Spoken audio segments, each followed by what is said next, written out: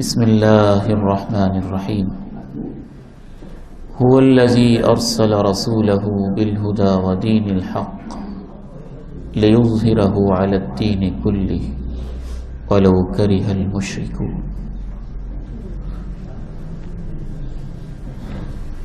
قیامت کی نشانیاں،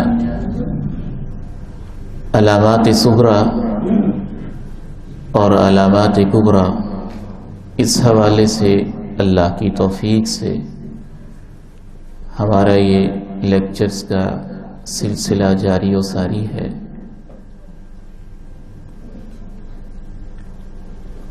آج کے اس درس قرآن اور درس حدیث میں قیامت سے پہلے جو بین الاقوامی جغرافیائی زمینی اور آسمانی کچھ چینجز اور تبدیلیاں رونما ہونی ہیں، ان پر ہماری گفتگو ہوگی، اور آخر میں امام مہدی رحمہ اللہ کی تشریف آوری سے پہلے حق و باطل کا جو بہت بڑا معرکہ اور بہت بڑی جنگوں کا سلسلہ شروع ہونا ہے، اس کی طرف صرف اشارہ ہوگا۔ آج وہ موضوع ہم مکمل نہیں کر پائیں گے، اور کل انشاءاللہ اس موضوع کو بھی ہم مکمل کریں گے۔ قرآن و حدیث سے یہ معلوم ہوتا ہے کہ قیامت سے پہلے پہلے چاند میں، زمین میں، پہاڑوں میں، بارشوں میں وقتاً فوقتاً اللہ کے حکم سے کچھ تبدیلیاں ہوتی رہیں گی، اور آخری تبدیلی آخری دن ہوگی جب قیامت شروع ہو جائے گی۔ ان میں سے ایک تبدیلی تو رسول اللہ صلی اللہ علیہ وسلم کی حیات طیبہ میں ہی ہوگی۔ مشرکین نے نبی محترم صلی اللہ علیہ وسلم سے مطالبہ کیا کہ ہم آپ کی نبوت پر تب ایمان لاتے ہیں کہ آپ ہمیں چاند کو 2 ٹکڑے کر کے دکھا دیں۔ رسول اللہ صلی اللہ علیہ وسلم نے اللہ کے حکم سے اشارہ کیا، اور چاند 2 ٹکڑے ہو گیا۔ مشرکین نے کہا کہ یہ تو ہماری آنکھوں کو جادو کیا جا رہا ہے۔ پھر ان کی عقل نے یہ کام کیا کہ چلیں ہماری آنکھوں پہ تو جادو ہو گیا ہے، جو دائیں بائیں سے قافلے آئیں گے ہم ان سے پوچھیں گے کہ فلاں تاریخ کو فلاں دن کیا آپ نے فلاں رات فلاں شام چاند کو 2 ٹکڑے ہوتے دیکھا تھا؟ تو جو بھی قافلے آتے وہ ان سے پوچھتے، اور وہ کہتے کہ ہم نے 2 ٹکڑے ہوتے دیکھا تھا۔ بہت سارے کمزور ایمان والے لوگ اس معجزے میں شکوک و شبہات شیطان ان کے ذہنوں میں پیدا کرتا ہے، جبکہ اللہ تعالیٰ نے اس معجزے کا تذکرہ قرآن مجید میں کیا ہے۔ اعوذ باللہ من الشیطان الرجیم، اقتربت الساعة وانشق القمر وَإِن يَرَوْا آيَةً يُعْرِضُوا وَيَقُولُوا سِحْرٌ مُسْتَمِرٌ۔ قیامت قریب آ چکی ہے اور چاند شق ہو چکا ہے۔ یہ ظالم لوگ جب بھی کوئی نشانی دیکھتے ہیں تو کہہ دیتے ہیں، منہ موڑ لیتے ہیں اور یہ کہہ دیتے ہیں کہ یہ تو جادو ہے جو جاری و ساری ہے۔ باقاعدہ کوئی مانے یا نہ مانے، ہمارا ایمان اتنا محکم، اس قدر مضبوط ہونا چاہیے کہ اللہ اور اللہ کے رسول نے جو بات کہہ دی، آمنا وصدقنا۔ لیکن فلکیات کے بعض ماہرین اس چیز کو تسلیم کرتے ہیں جو بھی انہوں نے جدید ترین ڈسکوریز یا جدید ترین آلات سے دیکھا ہے کہ چاند کے اندر کچھ کریکس اور نشان موجود ہیں، اب آگے ان کی توجیحات ہیں کہ وہ ایک شگاف کس وجہ سے موجود ہے۔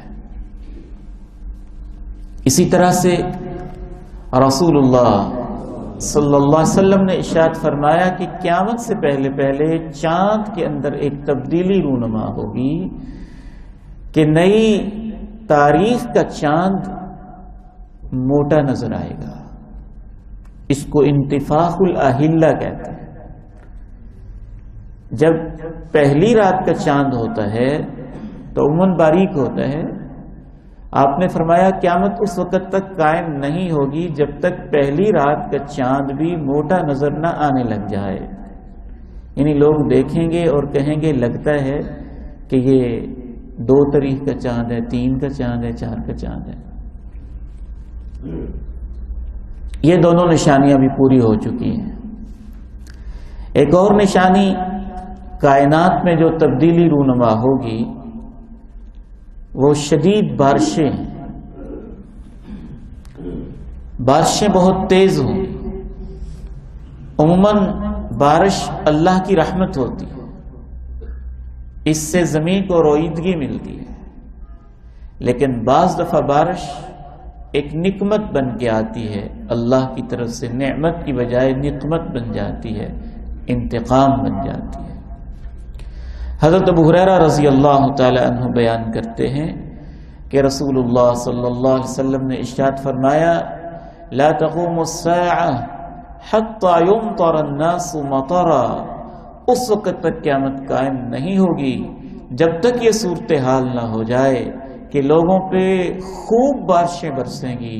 لا تکن منہ بیوت المدری، اتنی بارشیں برسیں گی کہ جو ان کے پختہ مکانات ہیں وہ بھی بارشوں سے محفوظ نہیں رہیں گے۔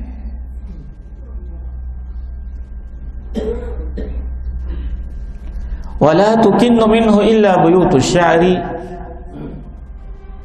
بڑی عجیب بات ہے۔ آپ فرماتے ہیں کہ جو بالوں سے بنے ہوئے گھر ہیں، یعنی خیمے جو عموماً جانوروں کے بالوں کے اون کے بنائے جاتے تھے، آپ نے فرمایا کہ وہ خیمے محفوظ رہ جائیں گے۔ اب اللہ بہتر جانتا ہے کہ یہ کس نوعیت کی بارشیں ہونی ہیں۔ یہ بھی ممکن ہے کہ زیادہ آبادی کے اندر وہ بارشیں ہوں جس سے پختہ گھر محفوظ نہ رہیں، اور وہ صحرائیں جہاں اکا دکا لوگ خیموں میں رہتے ہیں وہاں نہ ہوں اور وہ محفوظ رہیں، اور یہ بھی ممکن ہے وہاں بھی ہوں اور اس جگہ پہ نہ ہوں جہاں خیمے لگے ہوئے ہیں۔ لیکن آپ نے یہ علامت بیان فرمائی۔ آپ علیہ السلام نے ارشاد فرمایا کہ بارشیں شدید ہوں گی لیکن بے فائدہ ہوں گی۔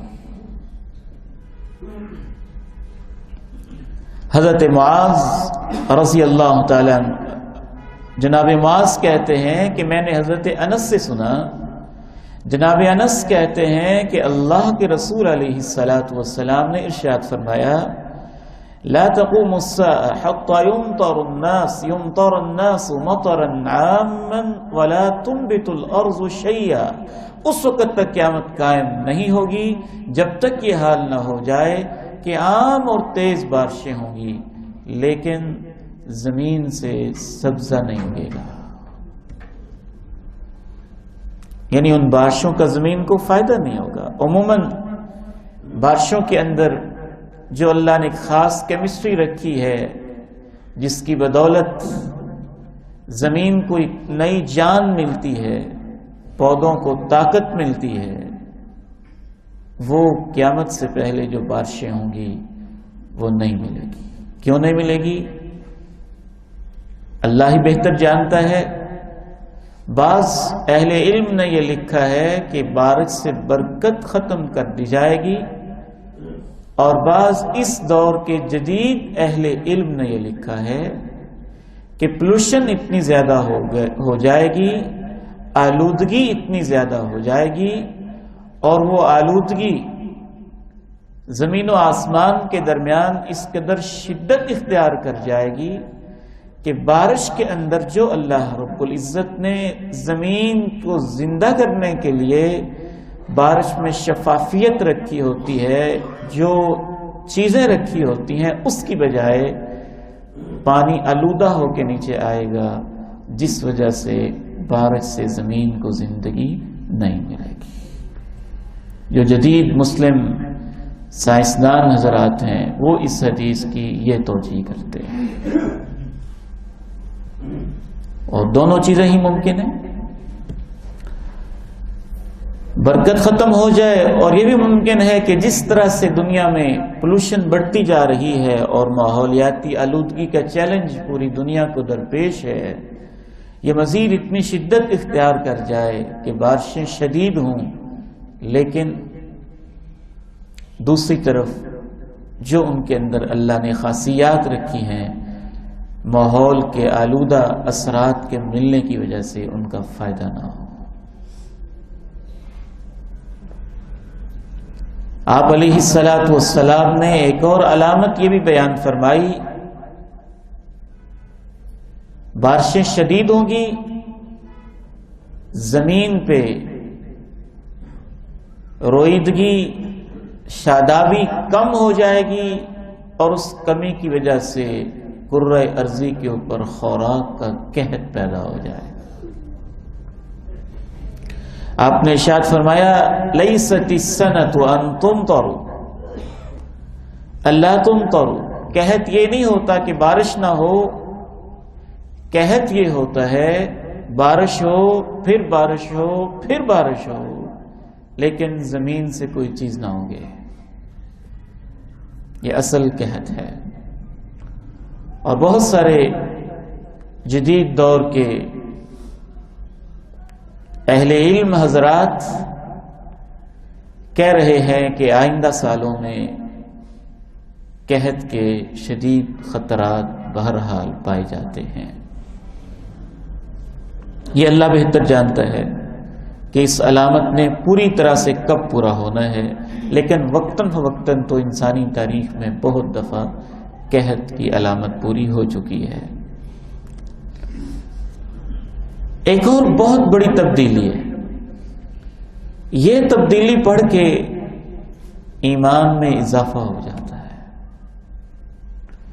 اللہ کے نبی علیہ السلام کے سامنے کائنات کی یہ کتاب ایسے کھلی ہوئی لگتا ہے پڑی ہوئی تھی جیسے اللہ نے آپ کو سب کچھ بتا دیا ہو کہ کیا کیا قیامت تک ہونا ہے۔ آپ حیران ہوں گے کہ ایک دفعہ اللہ کے پیارے نبی علیہ السلام نے قیامت تک کے حالات اتنی کثرت سے بتائے کہ پورا دن بتاتے رہے، مسلسل، درمیان میں نماز پھر بتایا، نماز پھر شروع، نماز پھر شروع۔ حفظہ من حفظہ ونسیہ من نسیہ۔ جناب ابو ہریرہ رضی اللہ تعالی عنہ ارشاد فرماتے ہیں، اللہ کے رسول صلی اللہ علیہ وسلم نے ارشاد فرمایا، لا تقوم الساعة حتى يكثر المال ويفيض حتى يخرج الرجل بزكاة ماله فلا يجد أحدا يقبلها منه وحتى تعود أرض العرب مروجا وأنهارا۔ اس وقت تک قیامت قائم نہیں ہوگی جب تک عرب کا علاقہ دوبارہ سے چراگاہوں میں اور نہروں دریاؤں میں بدل نہیں جائے گا۔ آپ نے یہ نہیں فرمایا کہ عرب کے علاقے میں نہریں ہوں گی، شادابی ہوگی، کہا نہیں، دوبارہ ہوگی۔ بہت سارے عرب علماء نے ان سائنسدان حضرات سے جو دنیا کے اندر جغرافیائی تبدیلیوں سے واقف ہیں، ان سے اس حدیث کو پیش کر کے یہ پوچھا کہ آپ کے نزدیک یہ کیسے ہوگا؟ ان لوگوں نے یہ بتا کر حیران کر دیا، صرف یہی نہیں کہ ہوگا، بلکہ زمین کی کھدائیوں سے اور ہماری تحقیقات سے ہمیں تو اس بات پہ یقین ہے کہ پہلے بھی ایک ایسا دور تھا جب عرب کا علاقہ نہروں سے اور پانیوں سے آباد ہوتا تھا، اور وہ دور دوبارہ پلٹ آئے گا۔ ابھی تک یہ نشانی پوری نہیں ہوئی۔ اس وقت جو شادابی سعودی عرب کے اندر نظر آتی ہے وہ مشینی آلات کے ذریعے ہے۔ اس حدیث کا یہ تقاضا ہے کہ وہ مشینی آلات کے ذریعے سے نہیں ہوگا، وہ اتنی بڑی جغرافیائی تبدیلی ہوگی کہ عرب کا پورا علاقہ ہی نہروں میں اور شادابی میں بدل جائے گا۔ حالانکہ اس وقت ہم جانتے ہیں کہ عرب کا علاقہ بالخصوص سعودی عرب 70% اس میں صحرا ہے، 70% صحرا ہے۔ بمشکل ان صحراؤں میں پانی کہیں ملتا ہے، لیکن آپ علیہ الصلاۃ والسلام نے ارشاد فرمایا کہ یہ علاقہ نہروں میں بدل جائے گا۔ یہاں پر ایک میں آپ کو ریکمینڈ کرتا ہوں، بلکہ پریکٹیکلی ہم آپ کو ایک ویڈیو بھی دکھاتے ہیں 1-2 منٹ کے بعد، کہ بعض دفعہ قیامت کی نشانیوں کے حوالے سے ہمارے معاشرے میں کیسی کیسی غلط فہمیاں پائی جاتی ہیں۔ یہ جو آپ نے دیکھے نا، یہ جب ویڈیو ایک عربی نے اپلوڈ کر دی بغیر تحقیق کے، کئی ٹی وی چینلز نے، کئی یوٹیوب والوں نے، کئی اور لوگوں نے یہ کہنا شروع کر دیا قیامت کی ایک اور نشانی پوری ہوگی۔ حالانکہ قیامت کی نشانی آپ دیکھ رہے ہیں، اللہ کے پیارے نبی علیہ السلام کے الفاظ کی پہلے تحقیق کریں۔ آپ نے یہ نہیں فرمایا کہ ایک آدھ کوئی چشمہ ابلے گا، آپ نے تو فرمایا عرب کی سرزمین نہروں میں بدل جائے گی اور چراگاہوں میں بدل جائے گی۔ تو اس نے پانی کہیں ابلتا دیکھا، اس نے ویڈیو بنا دی، اپلوڈ کر دی، اور ہمارے جلد بازوں نے یہ اصول ذہن میں رکھے قیامت کی کسی نشانی کے بارے میں یہ کہتے ہوئے کہ جو اللہ کے نبی نے بتائی تھی وہ نشانی ہے، جلدی نہیں کرنی چاہیے۔ لاکھوں لوگوں نے اس کو آگے پھیلایا اور عجیب افواہیں پھیلائیں۔ پھر سعودی عرب کے ڈپارٹمنٹ نے یہ بات واضح کی کہ یہ کوئی چشمہ وغیرہ نہیں ہے، یہ تو پانی کی پائپ لائن ہے جو پھٹی تھی اور اس طرح سے پانی جوش سے نکل رہا تھا۔ تو اس طرح کے جھوٹ بہت پھیل جاتے ہیں، بغیر تحقیق کے پھیل جاتے ہیں۔ ہمارے اس کورس کا ایک بہت بنیادی مقصد یہ ہے کہ ہمارے وہ نوجوان بیٹے، ہمارے وہ بھائی، وہ بہنیں اور وہ بیٹیاں جو سوشل میڈیا کو استعمال کرتے ہیں، کسی بھی خبر کو جلدی سے نہ آگے پھیلایا کریں جب تک آپ کو سورس کا نہ پتہ ہو، جب تک اس کی پوری تحقیق نہ ہو۔ تو اس طرح سے یہ اللہ کے نبی علیہ السلام کی ذات مبارکہ پر ایک جھوٹ بن جاتا ہے اور اسلام کی غلط تصویر پیش ہوتی ہے۔ یہ نشانی ابھی پوری نہیں ہوئی ہے، جب اللہ چاہے گا یہ نشانی پوری ہوگی اور اتنی بڑی جغرافیائی تبدیلیاں ہوں گی کہ سرزمین عرب میں پانی کثرت سے پایا جائے گا، نہ صرف پایا جائے گا بلکہ وہاں نہریں جاری ہوں گی۔ ایک اور نشانی جغرافیائی زمینی تبدیلیوں کے حوالے سے رسول اللہ صلی اللہ علیہ وسلم نے ارشاد فرمایا صحیح بخاری میں، یوشک الفرات ان یحسر عن کنز من ذهب ان قریب ایسا وقت آئے گا کہ دریائے فرات کا پانی پیچھے ہٹے گا اور اس کے اندر سے سونے کا خزانہ دریافت ہوگا. ایک روایت کے الفاظ ہیں سونے کا پہاڑ دریافت ہوگا. فمن حضرہ، جو اس دور کے اندر موجود ہو، فلا یأخذ منہ شیئا، میں اپنے اس امتی کو یہ نصیحت کرتا ہوں کہ اس خزانے میں سے کچھ لینے کے لیے نہ جائے. ایک اور روایت میں وضاحت ہے کیوں نہ جائے. آپ علیہ الصلوۃ والسلام نے ارشاد فرمایا یقتتل علیہ الناس، اس پر لوگوں کے درمیان جنگ ہوگی. فیقتل من کل مئۃ تسعۃ وتسعون، اور اتنی بڑی جنگ ہوگی کہ 100 میں سے 99 انسان مارے جائیں گے، قتل ہو جائیں گے. وَيَقُولُ كُلُّ رَجُلٍ مِّنْهُمْ، اور ہر بچنے والا اس توقع سے جائے گا لَعَلِّي أَكُونُ أَنَا الَّذِي أَنْجُو، شاید کہ میں نے بچنا ہے اور یہ خزانہ مجھے مل جائے گا.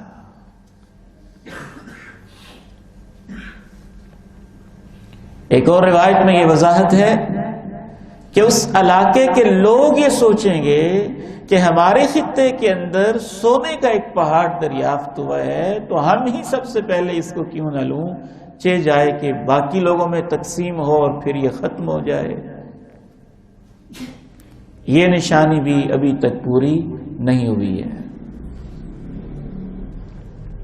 یہاں بھی بہت سارے لوگوں نے وہی غلطی کی ہے، حدیث رسول کے الفاظ کو بدلنے والی، معنی کو چینج کرنے والی، اپنے ایمان کی کمزوری کی وجہ سے دریائے فرات سرزمین عراق کو ٹچ کرتا ہے، کچھ حصہ اس کا ترکی سے شروع ہوتا ہے. تو جب عراق سے پیٹرول کے مختلف ذخائر دریافت ہوئے تو بہت سارے لوگوں نے یہ تعویل کی کہ جو سونے کا پہاڑ ہے اس سے مراد پیٹرول تھا، کیونکہ سونا بھی ایک دولت ہے تو پیٹرول بھی ایک دولت ہے. پھر جب عراق میں جنگ لگی اور ان گرم پانیوں پہ پیٹرول کے ذخائر پہ بین الاقوامی طاقتوں کے منہ سے جھاگ نکلنے لگی اور رال ٹپکنے لگی اور جنگ شروع ہوئی تو پھر وہ اور پکے ہو گئے، کہنے لگے یہی جنگ تھی جو آپ نے کہا تھا کہ جنگ لگے گی. یہ تعویل 100% غلط ہے، حدیث رسول کو بدلنے کے مترادف ہے. اس وجہ سے بھی غلط ہے کہ آپ علیہ السلام نے سونے کا پہاڑ کہا ہے، سونا کہا ہے، پھر آپ نے پہاڑ کہا ہے. اس وجہ سے بھی غلط ہے کہ آپ نے روکا ہے کہ اس کے پاس نہیں جانا. تو اس کا مطلب پھر تو پیٹرول کسی کو استعمال ہی نہیں کرنا چاہیے تھا. چوتھی بات کہ آپ علیہ السلام نے یہ فرمایا ہے کہ 100 میں سے 99 مار ڈالے جائیں گے، جبکہ عراق کی جنگ میں اس طرح سے قتل اور خون ریزی اس حد تک نہیں ہوئی. تو ان وجوہات کی وجہ سے بھی وہ غلط ہے، اور لفظ کا معنی بدلنا یہ ویسے ہی غلط ہے. یہ بار بار میں اس پہ فوکس کر رہا ہوں کہ اللہ کے نبی علیہ السلام کی حدیث جیسے ہے اس کو ویسی رہنے دیں، اور اپنی عقل کی بنیاد پہ اس میں خواہ مخواہ کی تبدیلیاں انسان کو نہیں کرنی چاہیے.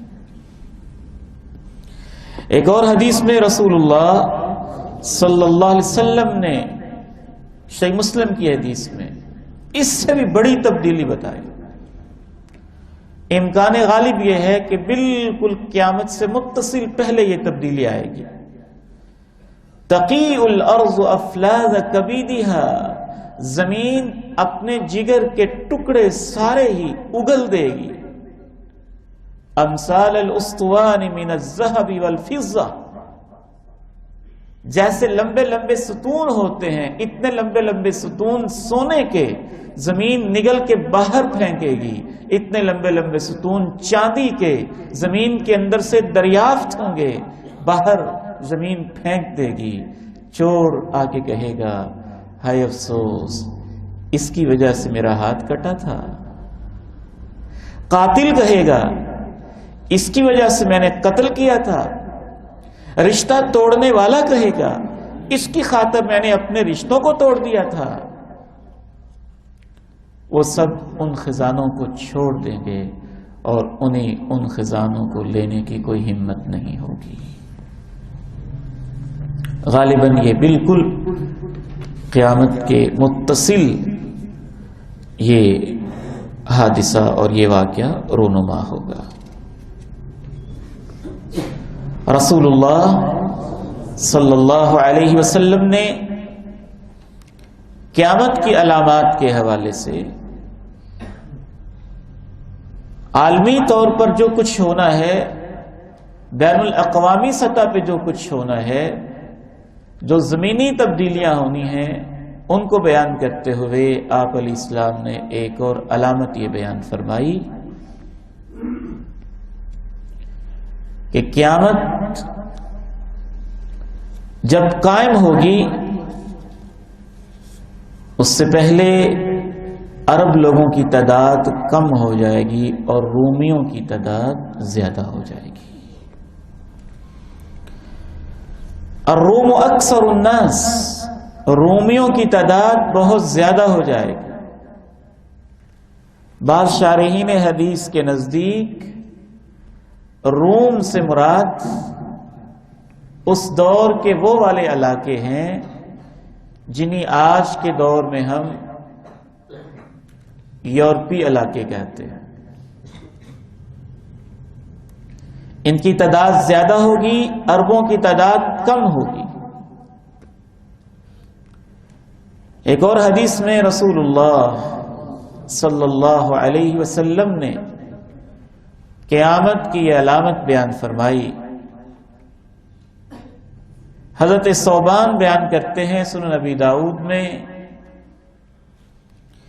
یوشک الامم ان تتداعى علیکم کما تداعى الاکلۃ الى قصعتها، ایک ایسا وقت آنے والا ہے جب دنیا کی قومیں، اے میری امت کے مسلمانوں، تمہارے اوپر ایسے ٹوٹ پڑیں گی جس طرح سے بھوکے لوگ کھانے کے پیالوں پہ ٹوٹ پڑتے ہیں۔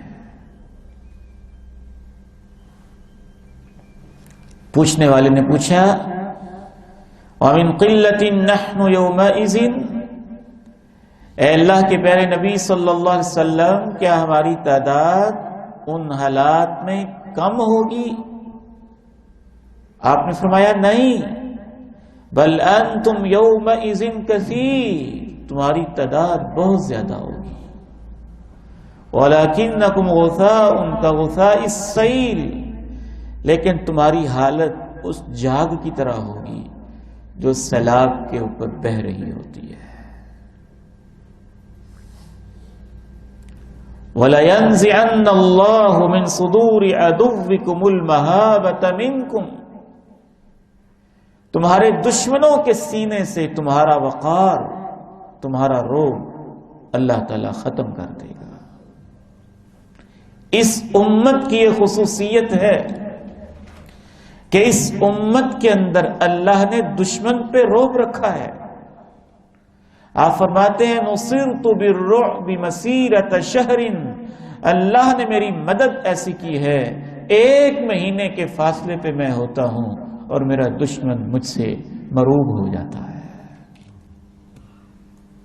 لیکن قیامت سے پہلے اس امت کا روب، اس امت کا وقار دشمنوں کے سینوں سے ختم ہو جائے گا۔ وَلَيَقْذِفَنَّ اللَّهُ فِي قُلُوبِكُمُ الْوَهْنَ، اور اس امت کے سینوں میں وہن پیدا ہو جائے گا۔ 3 باتیں ترتیب سے ذہن میں رکھی، بلکہ 4 باتیں۔ آپ نے فرمایا تمہاری تعداد بہت زیادہ ہوگی لیکن تم جھاگ کی طرح ہوگے، تمہارے دشمن کے سینوں سے تمہارا رعب ختم ہو جائے گا اور تمہارے اپنے سینوں میں وہن پیدا ہو جائے گا۔ صحابہ نے پوچھا وہن کیا ہوتا ہے؟ یہ ہوتی ہے حدیث کی فصاحت، جس کو لوگ ادھر ادھر بیٹھے بٹھائے بدلنے کی کوشش کر رہے ہوتے ہیں۔ ایسے جامع الفاظ اللہ کے پیارے نبی علیہ السلام استعمال کرتے تھے کہ صحابہ عرب ہونے کے باوجود بعض دفعہ ان کو پوچھنا پڑتا تھا کہ یہ کیا اصطلاح ہے۔ نئی اصطلاحیں امت کو دیتے تھے آپ۔ وہن پیدا ہو جائے گا۔ صحابہ نے پوچھا وہن کیا ہے؟ فرمایا حب الدنیا وکراہیت الموت، تمہارے سینوں میں دنیا کی محبت بڑی ہو جائے گی اور تم موت سے ڈرنے لگو گے۔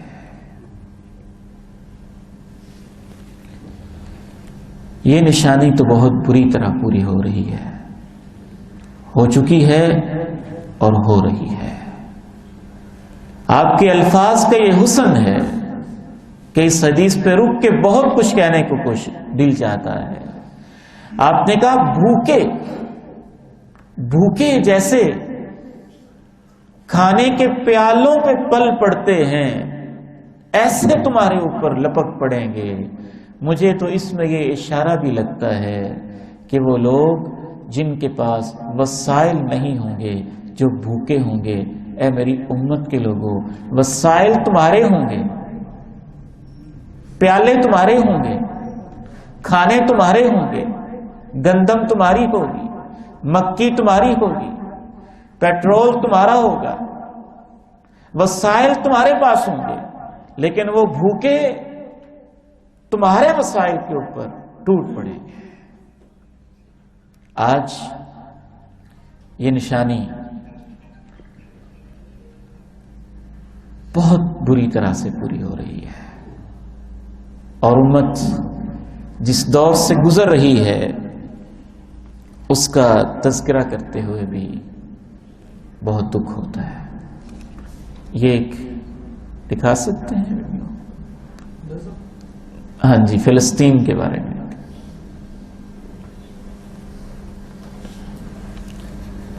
صرف ایک احساس دلانے کے لیے کہ ہمارے ساتھ کیا ہو رہا ہے فلسطین میں، برما میں، اراکان میں، کشمیر میں، پوری امت کے ساتھ کیا ہو رہا ہے۔ بدنصیبی کی بات یہ ہے صرف یہی نہیں کہ ہمارے ساتھ بہت کچھ ہو رہا ہے، بدقسمتی یہ ہے کہ ہمارے اندر سے تکلیف کا احساس بھی ختم ہو رہا ہے۔ رسول اللہ صلی اللہ علیہ وسلم نے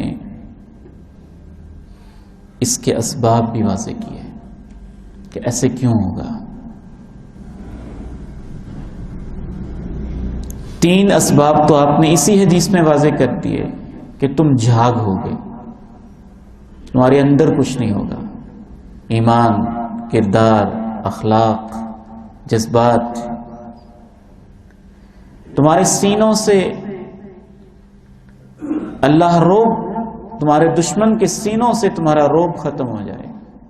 امت کا روب ایمان کے ساتھ ہوتا ہے۔ تیسری وجہ آپ نے بیان کی کہ تمہارے دلوں کے اندر دنیا کی محبت، موت کی کراہیت پیدا ہو جائے گی۔ ایک اور حدیث میں رسول اللہ صلی اللہ علیہ وسلم نے 3-4 اور وجوہات بیان کی اور حل بھی بتایا۔ اذا تبایعتم بالعینہ، جب تم اینا کی بیع کرو گے۔ اینا کی بیع یہ ہوتی ہے کہ ہیلے بہانے سے کسی طریقے سے تجارت کا رنگ دے کر اصل مقصد سود لینا ہو۔ جب تم اس طرح کی بیع کرو گے، وَأَخَذْتُمْ أَذْنَابَ الْبَقَرِ، گایوں کی دمیں تم پکڑ لو گے، یعنی اپنی زراعت کے اندر صرف مست ہو کے دین سے غافل ہو جاؤ گے۔ وَرَضِيتُمْ بِالزَّرْعِ وَتَرَكْتُمُ الْجِهَادَ، اور تم اللہ کی راہ میں جہاد چھوڑ دو گے۔ سلط اللہ علیکم ذلہ، اللہ تمہارے اوپر ذلت مسلط کر دے گا۔ لا ينزعہ، وہ ذلت واپس نہیں ہوگی، حتی ترجعوا الی دینکم، جب تک تم اپنے دین کی طرف واپس نہیں آؤ گے۔ دشمن اس حد تک بہادر ہو جائیں گے کہ امت اسلامیہ کے دل جن دو شہروں کے لیے تڑپتے ہیں ان پر بھی حملے کی تیاریاں ہوں گی۔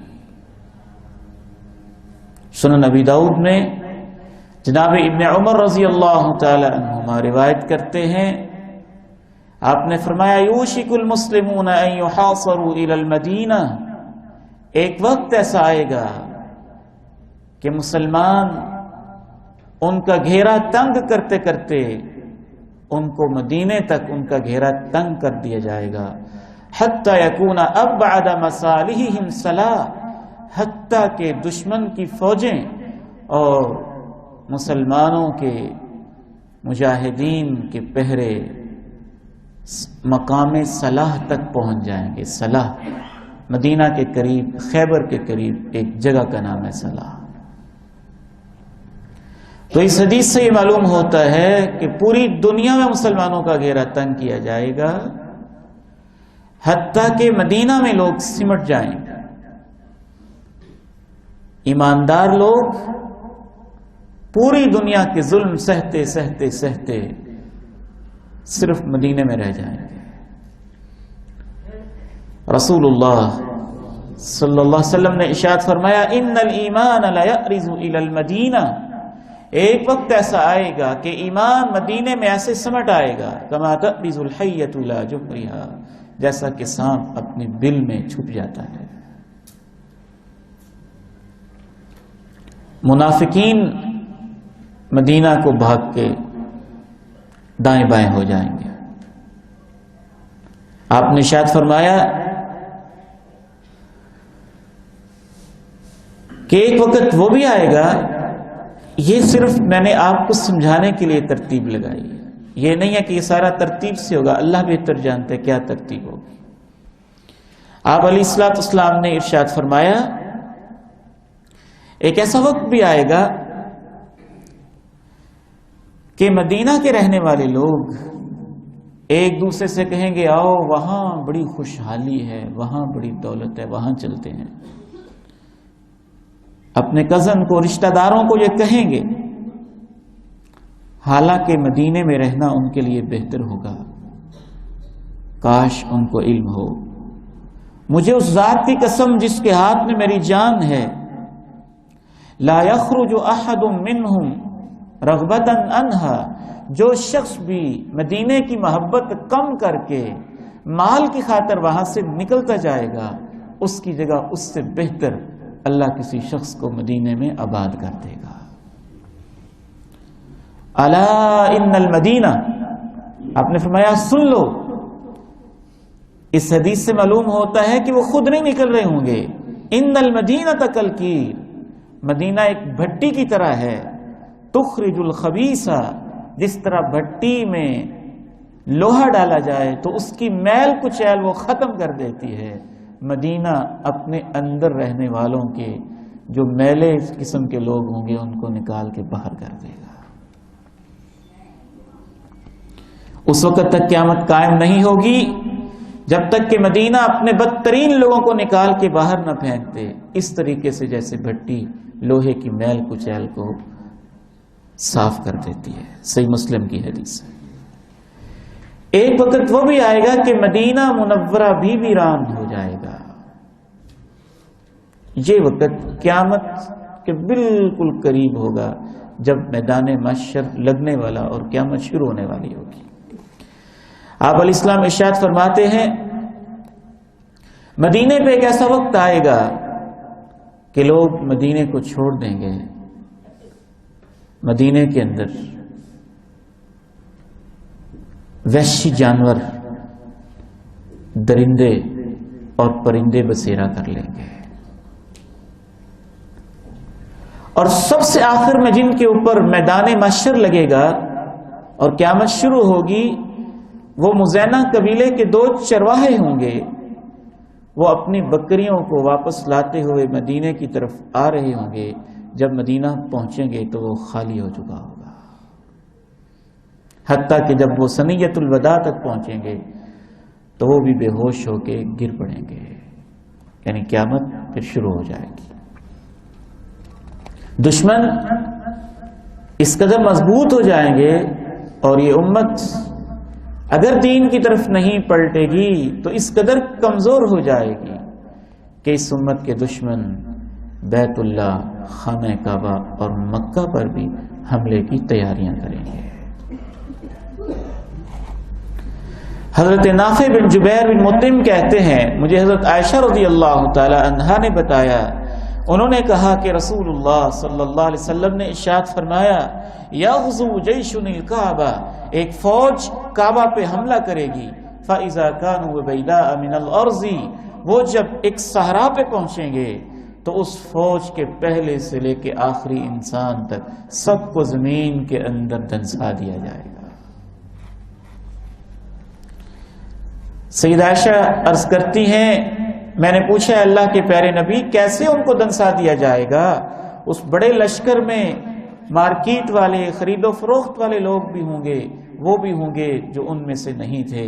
آپ نے فرمایا سب کو دنسا دیا جائے گا، پھر ان کو نیتوں کے مطابق اٹھایا جائے گا۔ آخر میں ہم آتے ہیں ان جنگوں کی طرف جو قیامت سے پہلے مسلمانوں اور کافروں کے درمیان ہونی ہے، اور جس کا ایک بڑا حصہ آج ہم دیکھ رہے ہیں، کچھ حصہ گزر چکا ہے اور بہت بڑا حصہ ابھی باقی ہے۔ لیکن ایک بات ذہن میں رکھیے، اللہ کا یہ وعدہ ہے اس وقت تک قیامت نہیں آئے گی جب تک پوری زمین کے اوپر اسلام غالب نہیں ہو جائے گا۔ لیکن وہ غالب ہونے سے پہلے جنگوں کا طویل سلسلہ ہوگا، طویل سلسلہ ہوگا، اس میں یہ سب کچھ بھی ہوگا جو آپ نے سنا، اور ایک بہت بڑی جنگ بھی ہوگی۔ وہ اتنی بڑی جنگ ہوگی کہ اللہ کے پیارے نبی صلی اللہ علیہ وسلم نے فرمایا کہ 80 جھنڈوں کے نیچے لوگ جمع ہو کے مسلمانوں پہ حملے کریں گے۔ آج کے دور میں اگر اس کو سمجھنا چاہیں تو 80 جھنڈوں کا مطلب تو پھر 80 ملک ہی بنتا ہے۔ ہر ملک کا اپنا جھنڈا ہوتا ہے۔ رسول اللہ صلی اللہ علیہ وسلم نے ایسے حالات بیان کیے ہیں کہ آپ کی نبوت، آپ کی صداقت پہ اور اس پر ایمان میں انسان کے اندر مزید اضافہ ہو جاتا ہے۔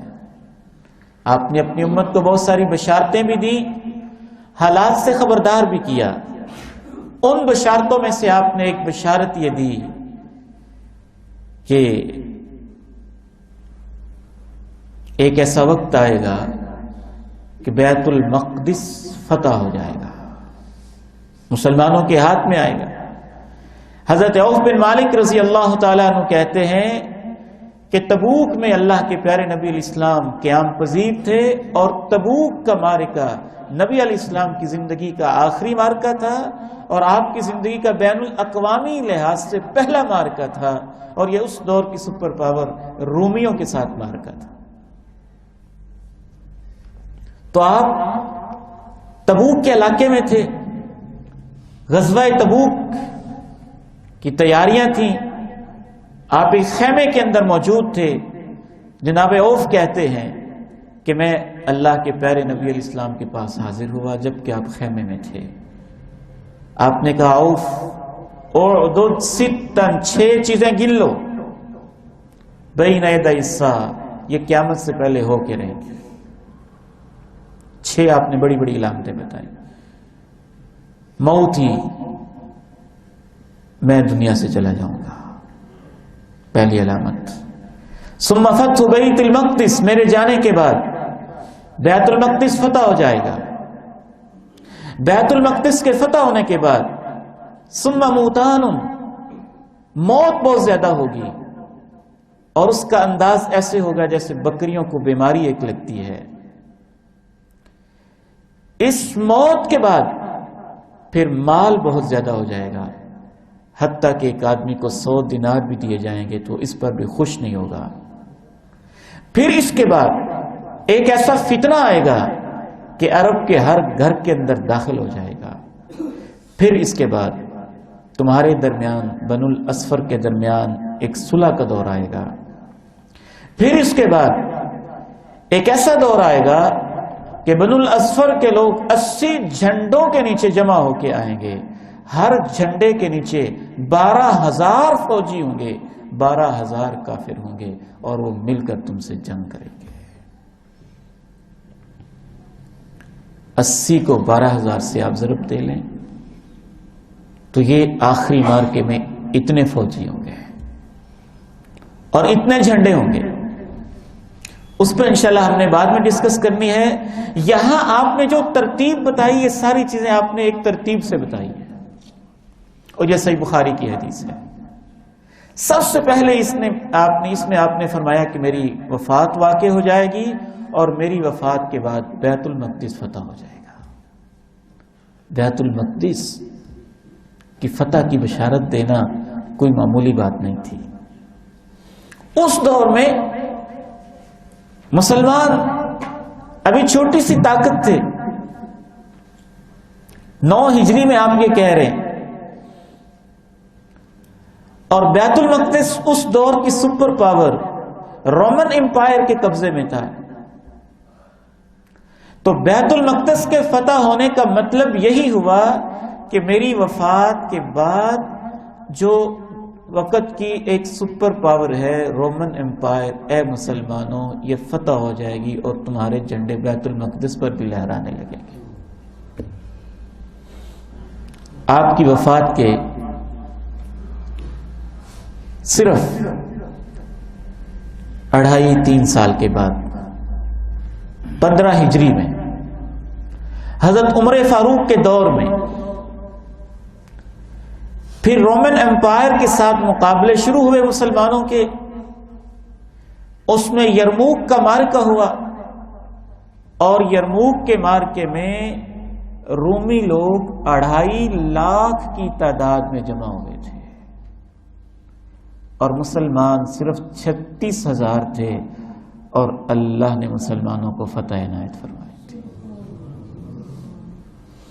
اور حضرت عمر رضی اللہ تعالی عنہ کے دور میں حضرت ابو عبیدہ بن جراح رضی اللہ تعالی عنہ, حضرت خالد بن ولید رضی اللہ تعالی عنہ, ان جیسے صحابہ کی قیادت میں مسلمانوں نے بیت المقدس کو فتح کیا تھا. بعض تاریخی روایات یہ بتاتی ہیں کہ انہوں نے کہا تھا کہ چابیاں تو ہم تمہارے حکمران کو دیں گے, اور جناب عمر فاروق رضی اللہ تعالیٰ عنہ جب چابیاں لینے آئے تھے بیت المقدس کی, تو حضرت عمر فاروق کے کپڑوں میں پیبند لگے ہوئے تھے, اور صحابہ کہہ رہے تھے عمر آج اتنے سادہ لباس میں آ گئے. تو جناب عمر فاروق کہہ رہے تھے ہمیں اللہ نے کپڑوں سے عزت نہیں دی, ہمیں اللہ نے دین اسلام سے عزت دی ہے. جب بھی ہم اس دین کو چھوڑ کے کہیں اور عزت تلاش کریں گے اللہ ہمیں ذلیل کر دے گا. تو یہ بشارت آپ کی وفات کے جلد بعد پوری ہو گئی, اور اس کی فتح کے بعد پھر وہ طاعون پھیلا تھا, طاعون امواس, جس میں تقریباً 20 سے 25,000 کے قریب صحابہ شہید ہو گئے تھے. ایک دن میں کئی 100 جنازے اٹھتے تھے. اور یہی آپ نے ترتیب بتائی تھی, میری وفات ہوگی, بیت المقدس کی فتح ہوگی, بیت المقدس کی فتح کے بعد عام موت ہوگی, عام موت کے بعد مال بہت زیادہ ہو جائے گا. پھر حضرت عمر بن عبدالعزیز کے دور میں بیت المال اتنا مضبوط ہو گیا تھا کہ زکوٰۃ دینے والے لوگ بہت تھے اور لینے والے نہیں ملتے تھے. پھر اس کے اینڈ پہ آپ نے کہا یہ ابھی تک علامت پوری نہیں ہوئی, لیکن محسوس ہوتا ہے کہ اس کی تیاریاں تو جاری ہیں اور ایک عرصے سے جاری ہیں. آپ علیہ السلام نے جنگوں کے حوالے سے یہ بھی ارشاد فرمایا, بہت خوبصورت حدیث ہے. یہ حدیث سن کر ایک بڑا ہی ایمان افروز جذبہ دلوں کے اندر پیدا ہوتا ہے کہ حدیث رسول پہ ہمارا ایمان کیسا ہونا چاہیے. یہ بھی صحیح بخاری کی حدیث ہے. حضرت عدی بن حاتم رضی اللہ تعالیٰ عنہ کہتے ہیں کہ میں اللہ کے نبی علیہ السلام کے پاس بیٹھا ہوا تھا، ایک آدمی آیا، اس نے آ کے شکوہ کیا، اے اللہ کے پیارے نبی علیہ السلام، غربت بڑی ہے، فاقے کرنے پڑتے ہیں، ملتا کچھ نہیں. ایک اور آدمی آیا، اس نے کہا اللہ کے پیارے نبی علیہ السلام، امن نہیں ہے، جس راستے پہ جاتے ہیں کوئی ڈاکو پڑ جاتا ہے، راستوں میں امن نہیں. جناب عدی پاس بیٹھے تھے، حاتم تائی کے بیٹے تھے. آپ علیہ السلام نے عدی کی طرف دیکھا، کہا عدی تو نے ہیرا شہر دیکھا ہوا ہے؟ ہیرا. جناب عدی کہتے ہیں میں نے کہا میں نے دیکھا تو نہیں، سنا ہوا ہے. ہیرا شہر جو ہے یہ عراق میں ہے، اور ہیرا اور مکہ کے درمیان تقریباً 1500 کلومیٹر کا فاصلہ ہے.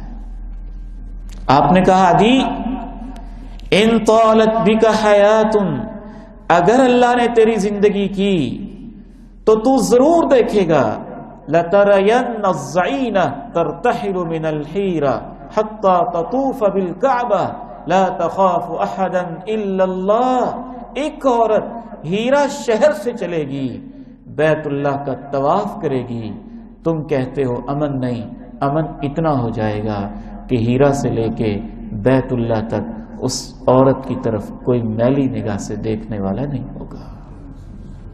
اسے اللہ کے علاوہ کسی کا ڈر نہیں ہوگا، کسی کا خطرہ نہیں ہوگا. وہ وقت آئے گا عدی، اگر تیری زندگی ہوئی تو تو دیکھے گا.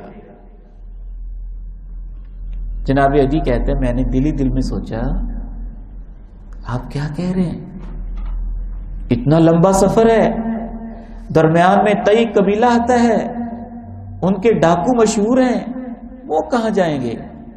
دل ہی دل میں سوچ رہے ہیں. آپ نے کہا عدی لَإِن طَالَتْ بِكَ حَيَاتٌ لَتَفْتَحَنَّ كُنُوزَ كِسْرَى. عدی اگر اللہ نے تجھے زندگی دی تو ایک وقت وہ بھی آئے گا کہ کسرا کے خزانے تم فتح کرو گے، وہ تمہارے قدموں میں ہوں گے. میں نے کہا کسرا بن ہرمز یعنی اس دور کی سپر پاور، ان کے خزانے. آپ یہ بات کب کہہ رہے ہیں؟ اس دور میں کہہ رہے ہیں جب حالات اتنے پریشان کن ہیں کہ ایک بندہ غربت کا شکوہ کر رہا ہے اور دوسرا بد امنی کا شکوہ کر رہا ہے، اور آپ اتنے یقین سے بتا رہے ہیں. آپ علیہ السلام نے فرمایا عدی اگر تجھے اور زندگی ملی تو تو یہ بھی دیکھے گا لَتَرَيَنَّ الرَّجُلَ يُخْرِجُ مِلْءَ كَفِّهِ مِنْ ذَهَبٍ أَوْ فِضَّةٍ. ایک آدمی کے پاس اتنی دولت ہوگی وہ مٹھی بھر، ہتھیلی بھر کے سونا یا چاندی ہاتھ میں لیے پھر رہا ہوگا کہ کوئی مجھ سے یہ صدقہ لے لے، لیکن کوئی لینے کے لیے تیار نہیں ہوگا. پھر ایک لمبی حدیث ہے، جناب عدی پھر اپنا مشاہدہ بیان کرتے ہیں. حضرت عدی رضی اللہ تعالیٰ عنہ کہتے ہیں، اور یہ صحیح بخاری کی حدیث عرض کر رہا ہوں، جناب عدی رضی اللہ تعالیٰ عنہ کہتے ہیں رأیت الزعین ترتحل من الحیرہ حتی تطوف بالکعبہ لا تخاف الا اللہ. اللہ نے مجھے زندگی دی اور میں نے اپنی آنکھوں سے دیکھا کہ ایک عورت ہیرا شہر سے چلی اور اس نے بیت اللہ کا طواف کیا، اللہ کے علاوہ اسے کسی کا کوئی خطرہ نہیں تھا. جناب عدی کہتے ہیں مجھے اللہ نے زندگی دی اور وہ دور نہ صرف میں نے دیکھا بلکہ کسرا پر جب حملہ ہوا تو ان کو فتح کرنے والوں میں بھی شامل تھا. جناب عدی کہتے ہیں اگر اپنے سننے والوں سے، اگر تمہیں زندگی ملی تو تم اللہ کے نبی کی تیسری بتائی ہوئی بات بھی دیکھ لو گے. یہ یہاں تک صحیح بخاری کی حدیث ہے. تو یہ بھی آپ علیہ السلام نے بشارت دی تھی. اسی پر ہم آج کی گفتگو مکمل کر رہے ہیں.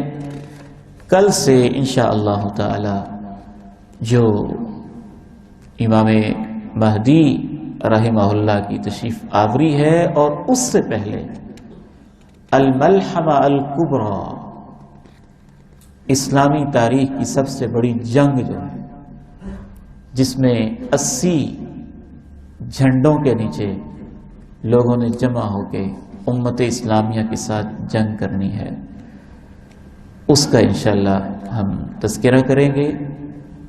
احادیث مبارکہ کی روشنی میں اللہ تعالی ہمیں صحیح معنی میں احادیث کو سمجھنے کی توفیق عطا فرمائے. اللہ تعالی آپ کا یہ بیٹھنا قبول فرما لے.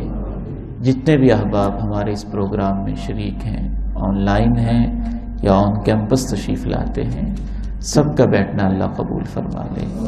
سبحانک اللہم و بحمدک، اشہد ان لا الہ الا انت، استغفرک و اتوب الیک.